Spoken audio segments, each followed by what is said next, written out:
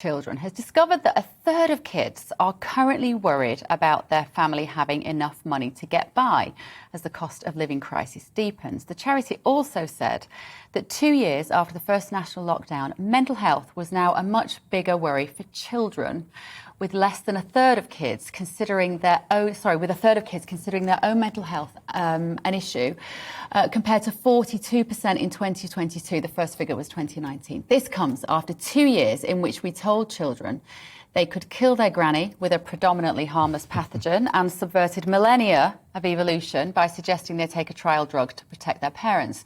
So, David, I'm coming to you first, inevitably. Have we forgotten how to protect children from adult concerns, do you think? Yeah, I mean, over the last 2 years, you've seen this incredible fear-mongering that's gone on the whole population. I mean, mostly targeted at adults, but it's filtered down into children as well. I mean, they can't help but be exposed to it because you see these advertisements everywhere saying, if you don't do this, you're going to kill your granny. And it was all absolute rubbish. You weren't. I mean, there was nothing really to worry about too much.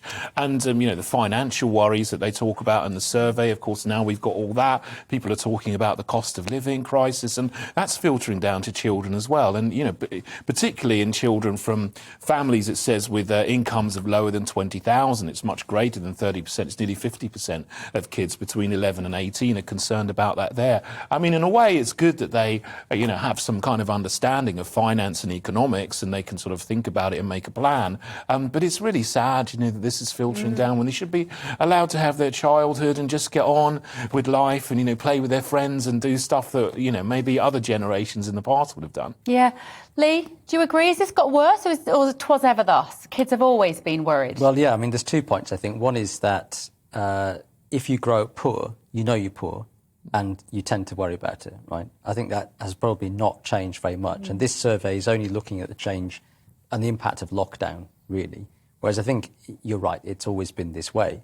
But I think there is also an issue where young people are being burdened increasingly, and sometimes quite deliberately, with the concerns that should properly be the concerns of adult citizens who have a responsibility to govern society and not children.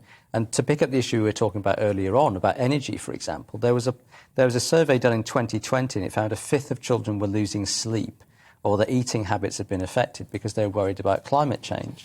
Now, there's a deliberate attempt by climate change campaigners to reach out to children. We've seen the school strikes, for example, to try to activate children against their recalcitrant parents, basically. And that, I think, is really problematic because this is an issue that has to be solved by adult citizens. It's not for children to solve. So I think, on the one hand, if you grow up in poverty, you do worry about poverty. I grew up poor. My family was poor. My grandmother had, 6 children and she was widowed and had to work 3 jobs. Of course her children worried about poverty. That's normal. That's really regrettable, and we need to solve poverty to alleviate these concerns. At the same time, we do need to be not trying to put our burdens onto children. Yeah. What do you think, Scarlett?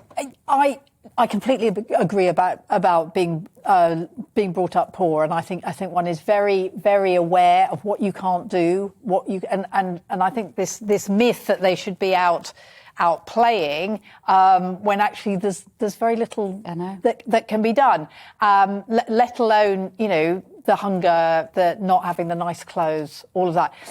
On the other hand, I think that the reason children care about climate change and the teenagers care about climate change, and I have to say both my children, my son is a climate change activist, is because it's real and because they're trying to do something about it. And I remember, when I was at school, we were terrified of nuclear war, right?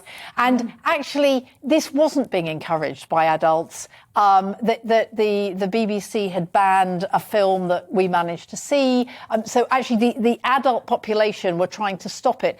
And actually, it's about young people saying, it's our future, we want to do something about it. And I think that's fine.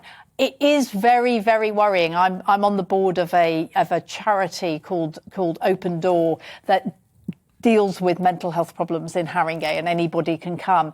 And We got the waiting list down just before the pandemic, and it is now it's back to months and months and months. It is really, really awful, that young people's mental health, and it's got to be taken very seriously. Do we go a bit too